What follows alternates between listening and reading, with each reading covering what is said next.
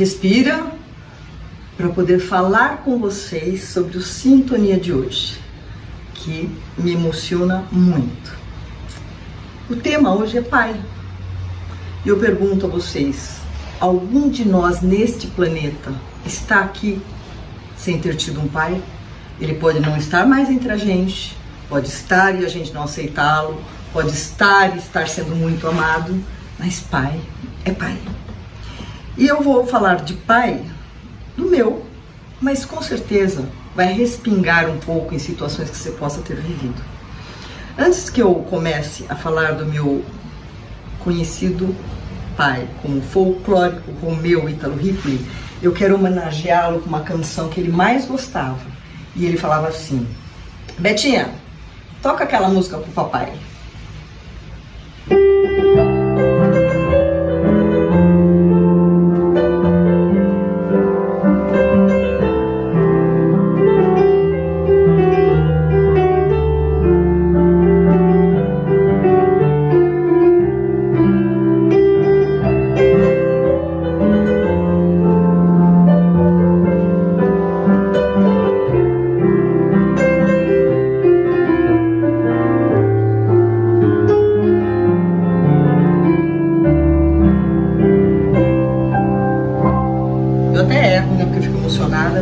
Para mostrar como era dessa época, olha a cara da música, o quanto é antiga esta partitura que eu aprendi por conta do meu pai adorar tango. Muito bem, antes que eu fale do meu querido pai, eu queria fazer alguns paralelos. Nós podemos considerar que os pais fazem o melhor que eles podem, no momento que eles podem, com o conhecimento que eles têm. Às vezes nós não concordamos com as atitudes deles, como eu não concordei com muita coisa do meu pai. Só que a eles nós devemos o essencial, que é a vida. Eu tive um pai que ele era muito família. Ele tinha 3 ao mesmo tempo e com filhos em cada uma. Aquela menininha de 12, 13 anos que sabia disso, porque um dia eu vi ele passando de carro com um bebê, com uma senhora com um bebê no colo, era o meu irmão, que eu demorei anos para conhecer. Me deu muita dor, e eu senti a dor da minha mãe, porque minha mãe sabia. No entanto, se isso foi um deslize dele, que foi um mal lá atrás, que nós sofremos, hoje se transformou num bem, porque eu tenho irmãos. O meu irmão Caetano faleceu, que é de pai e mãe, mas eu tenho 2 outros irmãos. Então isso me honra. E se meu pai não tivesse sido aquele mulherengo que foi, eu não teria esses irmãos. Isso vem ao encontro de um mantra que eu tenho, que o mal é um bem deslocado. Aquilo que foi mal na minha infância e adolescência, até que eu ficasse adulto e compreendesse, se transformou hoje num bem, porque eu conto com um bem maior de ter esses irmãos. Então, ao meu pai, a gratidão. Ele fez o que ele precisava fazer, que ele tinha que fazer, era o que ele era dele. Ele precisava ter mais de uma mulher. Mas é o quê? Hoje em dia, não sei nem se usa mais ter 3 casas, mas, no entanto, há mais de 50 anos atrás isso aconteceu. Quando eu falo que o mal é um bem deslocado, eu me refiro também à educação que eu tive do meu pai, que por anos e anos eu senti muito uma opressão, um controle extremo. Ele não me deixava namorar antes dos 16 anos. Chegar em casa até às 10 da noite, já com 18, 19 anos formada, tinha que chegar em casa às 10 da noite. E beijar só depois de casada. Claro que eu desobedeci esse pedaço, né? Mas o resto eu tive que cumprir. Por que ele fez isso? Ele foi muito rigoroso com a Betinha, como ele me chamava. Ele teve que me cuidar, me proteger dos homens. Porque como ele era um mulherengo, eu poderia estar à mercê de outros homens mulherengos. Mas não foi só por isso.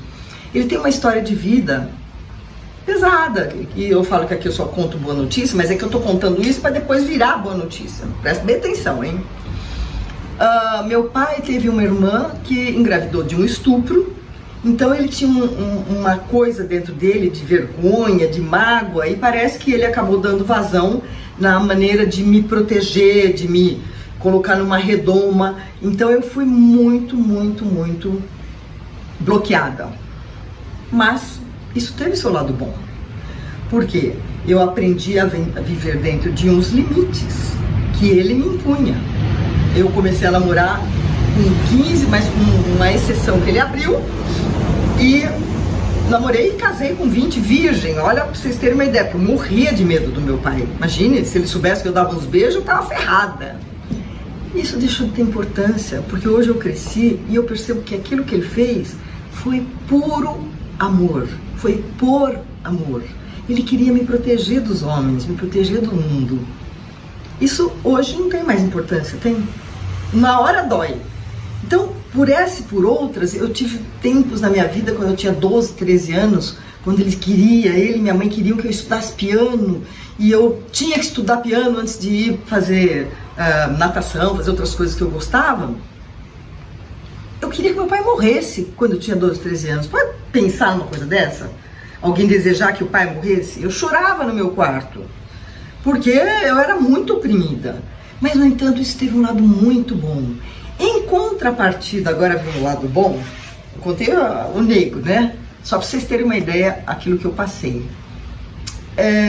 Teve um lado muito maravilhoso. Quando eu nasci, eu recebi o nome de Elizabeth por conta dessa rainha que tá aí. Sabe essa rainha Elizabeth até hoje? Então, por causa dela eu tenho o nome de Elizabeth. E veio um piano da Inglaterra para que, quando eu tivesse mais velha, eu começasse a estudar. E com 6 anos, me foi imposto que eu tinha que estudar piano. E não era só piano. Piano, inglês, o violão veio depois. Eu tinha que fazer uma série de coisas, ser sempre a melhor, sempre a melhor. Eu tinha muita cobrança, muita disciplina, muito assim, regra para tudo. Não podia deixar as coisas fora do lugar. Ele era bagunceiro, mas meu pai fazia com que eu guardasse tudo dentro dos lugares devidos, não deixasse bagunça no quarto. Não é que ele me obrigava a ser a melhor aluna, mas ele queria que eu fosse bem boa naquilo. Porque ele falava assim, os normais são bons, você tem que ser bem melhor que o normal para se sair bem na vida. E não foi só isso que meu pai ensinou. Ele ensinou também educação financeira. Imagina, gente, há mais de 50 anos atrás, 60, ninguém pensava em educação financeira.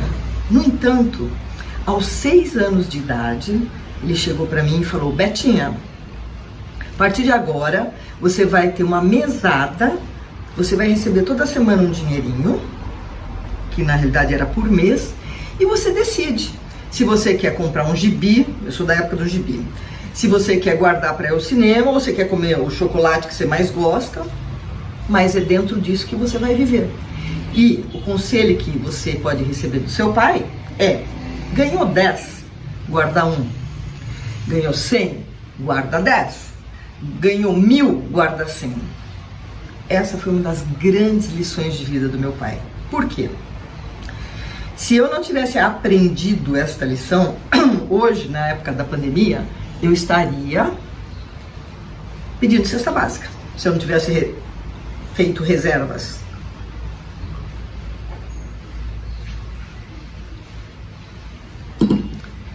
Eu fico emocionada de falar do meu pai, eu começo a tossir.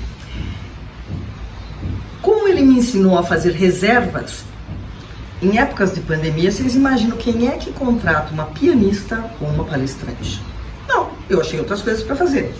Porque uma coisa que ele dizia assim, sempre tenha algo para você realizar. Sempre busque, vá ao encontro dos seus sonhos.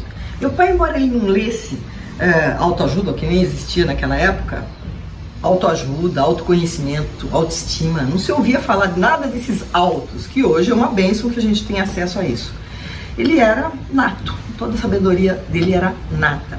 Então ele me passou valores, tipo o seguinte, Betinha, ninguém tem que te esperar. Se você marcar um horário, chegue no horário. E se você não conseguir chegar, ligue e avise qual é o motivo que você não está chegando. Betinha, nunca combine algo que você não vai poder cumprir. Qualquer coisa que você combine, se comprometa com alguém, cumpra. Se você não for conseguir cumprir, avise a pessoa, dê as devidas explicações. Por quê? A gente demora anos para conquistar a confiança de alguém. Anos para que as pessoas nos percebam como seres compromissados. E se você começa, não cumpre o que combina, não chega no horário, não faz aquilo que você disse que ia fazer, você perde a credibilidade em pouco tempo. Então essa também foi uma grande lição. Outra grande lição, ele falava assim: Betinha, você gosta de cantar? Então vai aprender. Betinha, você gosta de dançar? Então vai aprender. Ele sempre me incentivou a ir mais e mais em busca de conhecimento, de atitudes, de ações que pudessem ir somando na minha caixinha de ser humano para ser um ser humano melhor. Mesmo eu tendo raiva dele, eu não concordando com a maneira como ele agia comigo, hoje que o tempo passou e que eu morro de saudade dele. Faz 38 anos que ele se foi e eu tô assim emocionada porque nós estamos no mês de finados e meu pai nasceu em 1916, ele teria 107 anos mais ou menos, preciso fazer a conta direito. Eu choro, né? Então por isso que eu resolvi gravar este Sintonia em homenagem ao meu pai. Tudo que eu discordei dele ficou nada frente ao tanto que ele me deixou de bom. Inclusive, ter me dado esse piano. Não era bem esse, era um piano acústico. E ter insistido para que eu tocasse. Era desejo dele me ver pianista. Só que não houve tempo. Mas eu tenho certeza que quando eu sento aqui para compor uma canção, eu tenho inspiração que vem do além e quem sabe não vem dele. E mais do que ter feito com que eu me tornasse uma mulher forte, corajosa, dinâmica, porque ele era também super dinâmico, ele me passava muitos conhecimentos. Uma das coisas que eu mais gostava era ir ao escritório dele, que ele tinha lá no meio dos livros, que ele tinha uma biblioteca imensa. Eu sentava e eu podia passar lá 3, 4 horas ouvindo meu pai falar sobre o universo, sobre a formação do mundo, citando grandes filósofos. Ele era uma pessoa muito sábia e com muito conteúdo, com muito conhecimento. E uma vez ele fez um teste de QI e realmente ele tinha um QI privilegiado. Ele era capaz de fazer uma conta assim: 387 vezes 498 de cabeça. Pode imaginar? Imagine que eu sou capaz. Hoje, às vezes eu tenho que a tabuada normal, tenho que ir lá fazer, porque a gente fica tanto tempo com essa história de maquininha, né? Mas ele tinha um privilégio de uma mente muito aberta. E ele foi um homem muito contestado. Era aquela história assim: ame-o ou deixe-o. E ele deixou um legado, porque ele foi político na minha cidade de Piracicaba. Então lá tem estádio de futebol que ele construiu, Santa Casa, ele urbanizou, era assim mato total, uma área muito grande, e ele fez o bairro Cidade Jardim e o Jardim Europa, como tem aqui em São Paulo, esses bairros que na época eram bem prósperos, hoje estão mais comerciais. Foi ele que fez isso na cidade. Então, meu pai é uma pessoa que tem praça com o nome dele, tem, assim, se fala hoje num táxi, depois de tantos anos, 38 anos que ele morreu, se você tiver num táxi e falar que é de Piracicaba, eu falo que eu sou de Piracicaba, fala, lá tinha um cara meio doido, né? Parece que ele era do futebol. Sim, ele foi 17 anos presidente do Esporte Clube 15 de Novembro e ele revolucionou o futebol. Porque ele fez um time pequeno crescer e aparecer às vezes mais do que os times grandes. E ele tinha uma briga doida com os presidentes de clube, porque sempre roubavam em favor do time grande. Mas ele se pegava, assim, meu pai morreu por conta do desgosto dele com o futebol, porque não deixavam o 15 voltar para a primeira divisão. É uma história longa que eu vou contar outro dia. Mas ele era tenaz. Aquilo que ele acreditava, ele era o dono da verdade quando ele tinha convicção. Eu tenho muito do gênio dele e durante muito tempo eu também me achava dona da verdade. Só que eu tive a oportunidade de aprender a suavizar, a flexibilizar, a ter mais resiliência. Então hoje eu não tenho que provar verdade para ninguém. Se você tem uma opinião diferente da minha, se eu entender que eu posso aproveitar alguma coisa da sua opinião, bárbaro. Se eu discordar veementemente, eu não direi nada. Se der para mudar de assunto, muda. Se não der, sai de perto. Mas meu pai não, ele tinha uma convicção, era aquilo, dava murro na mesa para provar que ele estava certo. E ele era muito assim, atirado. Teve uma época que ele resolveu fazer comida congelada. Ele não entendia nada de cozinha. Mas como ele era um cara do futebol polêmico, foram fazer até matéria com ele fazendo comida congelada. O cara nunca tinha cozinhado na vida. Uma vez ele foi para a Rússia com o time 15 de Piracicaba e ele escreveu lá um discurso enorme, pediu para um cara pôr em russo, porque ele falaria aquele discurso em russo no dia seguinte, frente à cúpula do futebol e outras autoridades da Rússia. Gente, eu não sei como ele, meu irmão e toda a delegação do 15 de Piracicaba não saiu presa.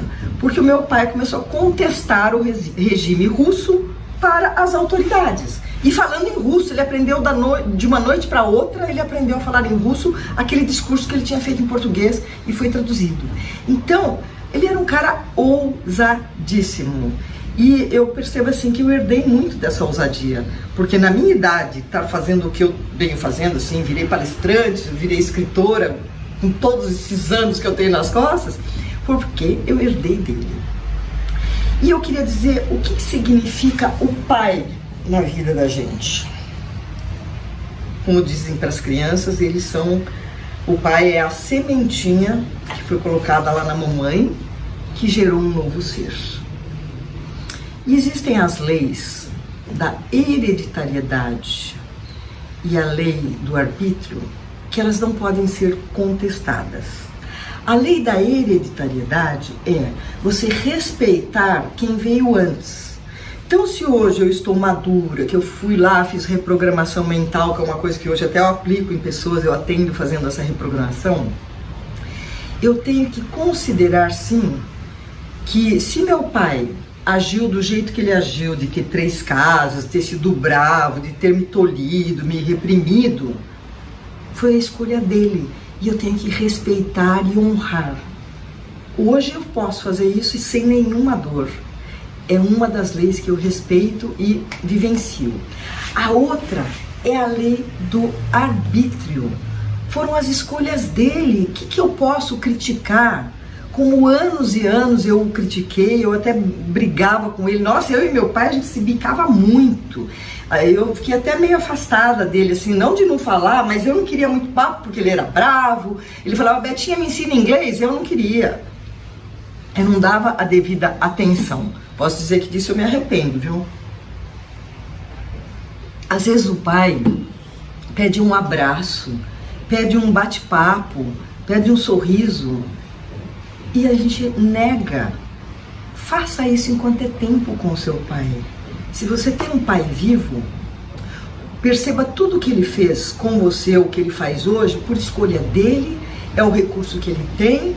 Ele pode não ter tantas ferramentas como você pode ter para compreender e agir diferente. E respeite, porque no final eu vou falar o que mais importante que ele nos deu, né? O nosso pai veio a esse mundo para nos gerar, assim como o pai dele fez isso com ele e assim por diante. Os valores que a gente adquire dos pais, às vezes se contesta, às vezes não servem, os maus exemplos a gente não segue, a gente tem que pegar uma peneira e deixar só a coisa boa com relação ao nosso pai. A nossa mãe também, mas hoje eu estou falando de pai, porque a intenção sempre é positiva. Por trás de toda ação existe sempre uma intenção positiva, por pior que possa parecer naquele momento. Então, se meu pai não me deixava namorar enquanto minhas amigas todas estavam namorando, qual era a intenção positiva? Proteger. Se meu pai queria que eu chegasse em casa às 10 da noite até me casar, qual era a intenção positiva? Que eu não ficasse na rua e acabasse transando com o namorado, embora você sabe que podia transar à tarde, né? Mas tudo bem, eu não transei nem de tarde nem à noite, porque eu respeitava aquela imposição dele. Se a gente pensar bem, os pais erram muito, mas eles acertam também. E o importante é olhar, ter um olhar carinhoso para os acertos e não para os erros. E com sabedoria, com compreensão, a gente entender esses enganos, vamos chamar de erro, que os pais cometem. O pai da gente não teve a mesma oportunidade que nós tivemos de aprendizado, não tinha internet, não tinha celular, não tinha tudo, Wikipedia, não tinha Google. Então, os conhecimentos que eles adquiriam, pelo menos o meu pai, era através de livros e a própria busca por conhecimento, né?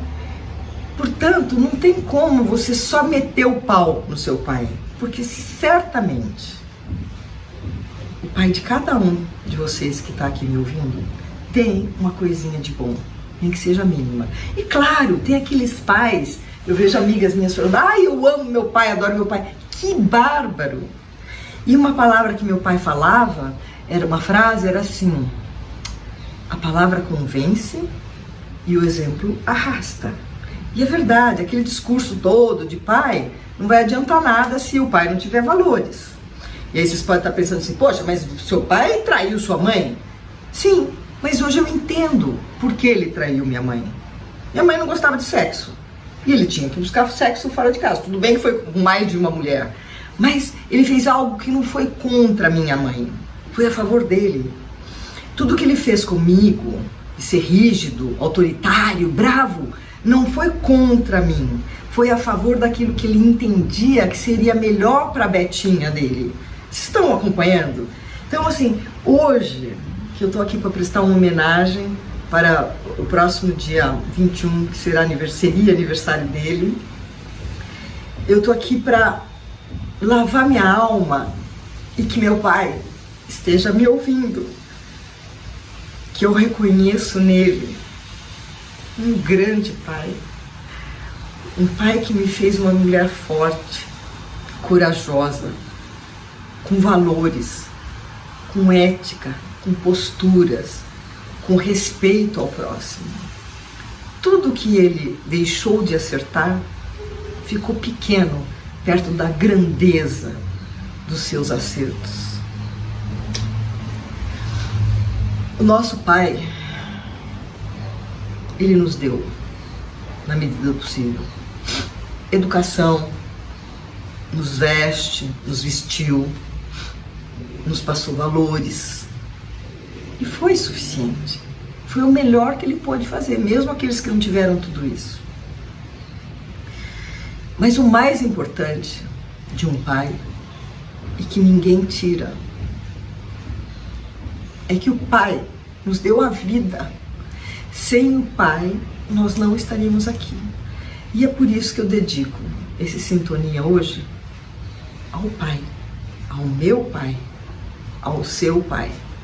E que você possa, através desse breve relato, compreender o seu pai, perdoar o seu pai, ser mais próximo do seu pai, porque pela lei natural ele se vai antes da gente, como foi o meu, como pode ter ido muitos pais de gente que está aqui me ouvindo.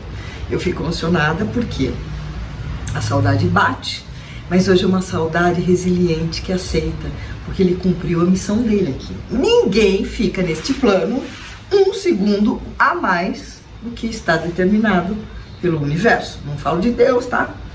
Meu pai acreditou muito em Deus. Eu sempre me lembro da cena que ele se deitava e fazia o sinal da cruz, rezava antes de começar a ler o jornal, que ele lia muito.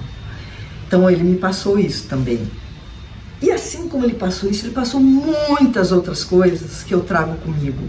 Quem me conhece pessoalmente fala, nossa, como você é agitada, como você é ativa, como você faz... Isso aí eu devo ao Romeu Ítalo Ripoli. E você? Vou deixar aqui uma pergunta. Como você tem tratado o seu pai ultimamente? Como você tem valorizado o seu pai? Como você tem sido grata ao seu pai? Se ele ainda está aqui, manifeste tudo isso enquanto é tempo, porque pode ser que ele se vá e você não terá tempo. Eu passei por isso porque eu assim, não era capaz de dar todo o amor que eu sentia. Eu sentia amor, mas eu me retraía porque eu tinha aquela coisa dele trair minha mãe. Então, eu não dei todo o carinho e amor que eu tinha dentro de mim. Eu fui dar depois, na última semana em que ele já estava se despedindo desse mundo. Ele fumou muito e claro que o cigarro cobrou essa atitude dele.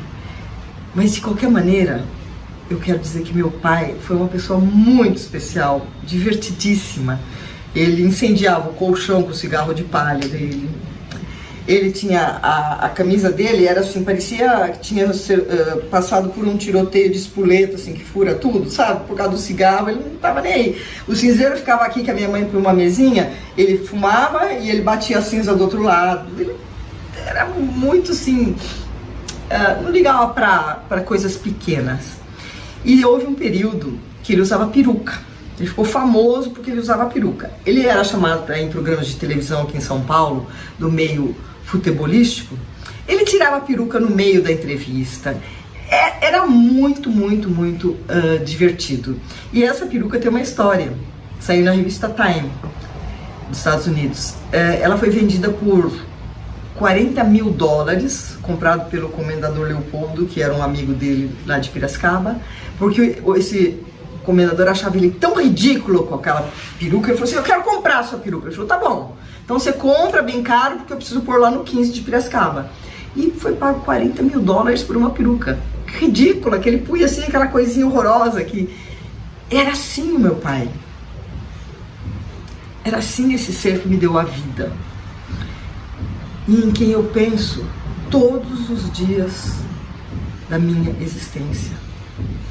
Eu não consigo passar um dia sem ser grata ao meu pai, que me deu o bem mais importante que eu poderia receber, que é a vida.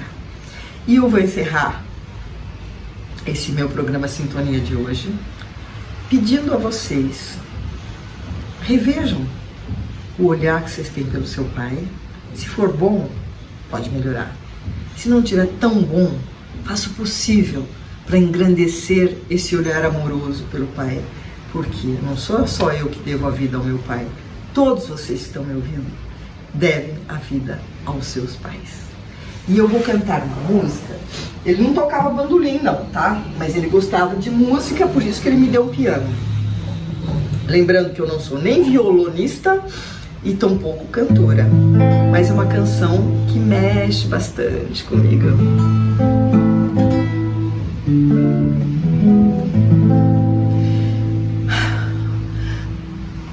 Não sei nem se eles estão.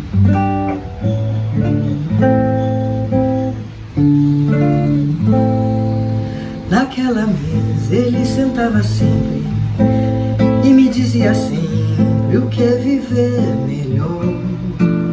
Naquela mesa ele contava histórias que hoje na memória eu guarde sei de cor. Naquela mesa ele contava sempre e me dizia contente o que fez de manhã. E nos teus olhos era tanto brilho que mais que sua filha eu virei sua fã. Eu não sabia que doía tanto uma mesa num canto, uma casa, um jardim. Se eu soubesse quanto dói a vida, essa dor tão doída não doía assim. Agora resta uma mesa na sala e hoje ninguém mais fala do seu cigarro de palha.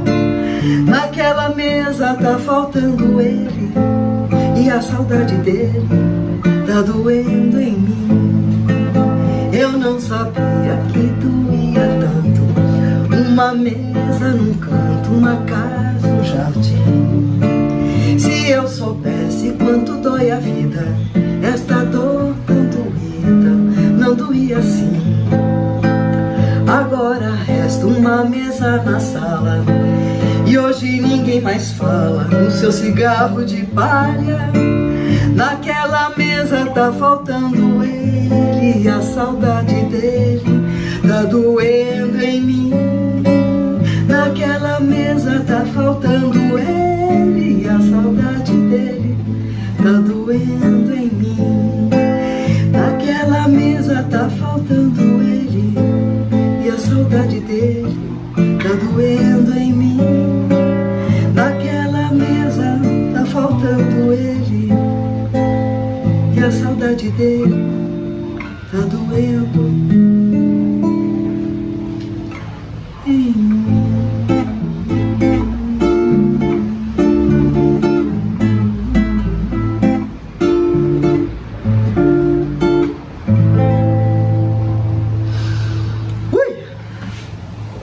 Ó, cantar emocionada, vou te falar, hein?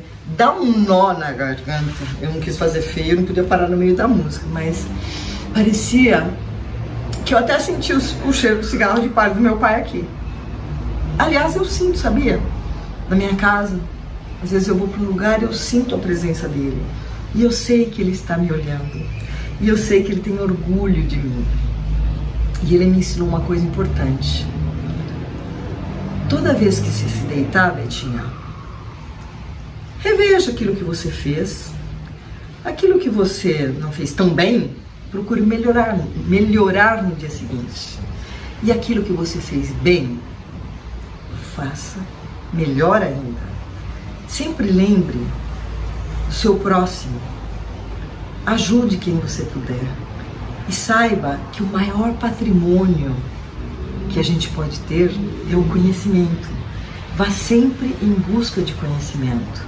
E se você puder associar o seu conhecimento, cercada de pessoas também com conhecimento, não perca tempo com conversas fúteis, não perca tempo com discutir coisas que você sabe que não vai levar em nada. Procure sempre estar com pessoas que te agreguem e que você também tenha conteúdo para agregar. Gente, vamos falar sério. Ouvir de um pai há mais de 50 anos esse tipo de conhecimento, esse tipo de informação, realmente ele estava bem à frente do seu tempo.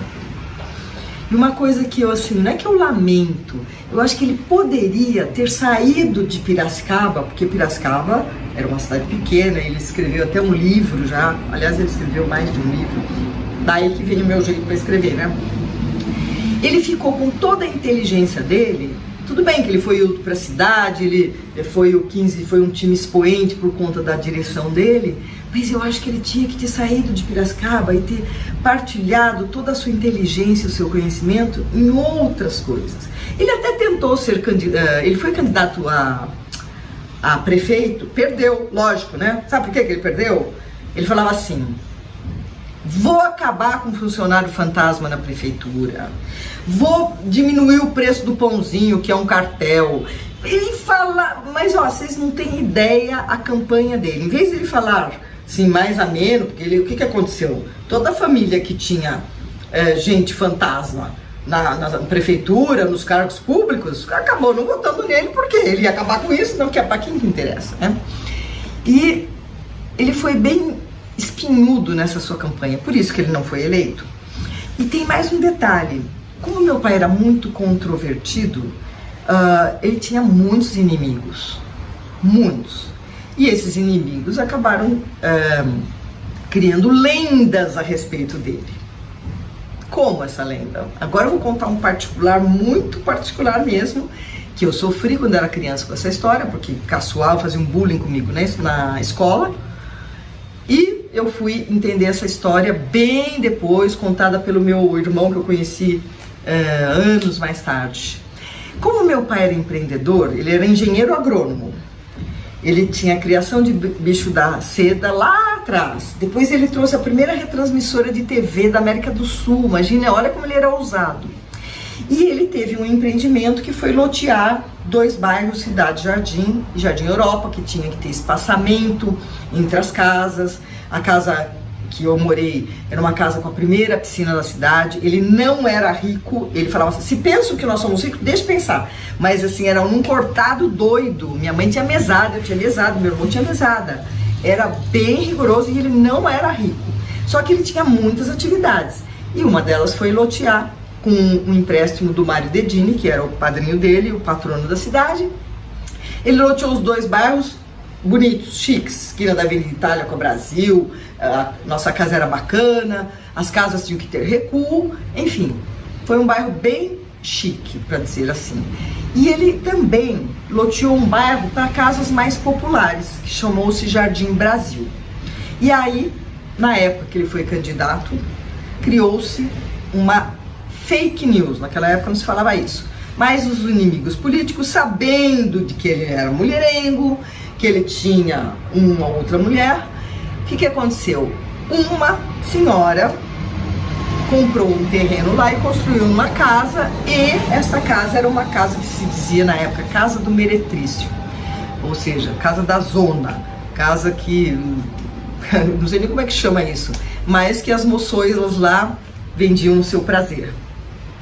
E sabe o que aconteceu, gente? Na época da campanha, criaram a lenda, fake news, de que meu pai era o dono da zona, que se chamou Ripolândia, Ripolândia. Vocês podem avaliar o que isso representou na minha vida? Eu ia para a escola, as minhas colegas, os colegas ouviam em casa, por causa da Ripolândia, o Ripoli, aquela casa, porque existe também aquela coisa do ciúme, da inveja, de não ver o outro ser próspero. E eu ouvia isso e eu sofri muito. Meu pai nunca contou verdadeiramente essa história, porque ele era super reservado nessa história de falar de sexo, falar dessas coisas comigo. Mas, anos depois, eu fui saber a verdadeira história, e eu, honrando meu pai, contei toda essa história num capítulo do meu livro A Autoconfiança, o Oxigênio da Vida. Eu acho que o mal que isso me fez lá atrás, porque eu sentia vergonha, foi redimido pelo orgulho que eu passei a sentir do meu pai, porque ele fez 3 bairros na cidade. E quem criou essa fake news deu mais popularidade a ele, porque ele ficou super conhecido. Então, são pequenos detalhes, pequenos enganos, pequenas atitudes que acabam se transformando em fatos que não são tão reais. O fato dele ter 3 casas gerou o gancho para que falarem que ele era dono da zona de Piracicaba. E não era, tá? Quem dera, né? Tem que saber rendia. Então, vocês estão percebendo que eu conto para vocês, com o coração aberto, eu não tenho vergonha de falar nada disso. Porque o meu pai era o meu pai, o folclórico Romeu Ítalo Ripoli. Ele me deu a vida, e a ele eu sou grata e honro, e quero que vocês levem essa mensagem para casa, para os seus dias. Honrem seus pais, respeitem suas escolhas e sejam gratos. Ao meu pai, Romeu Ítalo Ripoli, eu dedico esse programa inteiro ao Senhor. E, mais uma vez, obrigado por ter me feito nascer. E aqui eu encerro o Sintonia muito emocionada.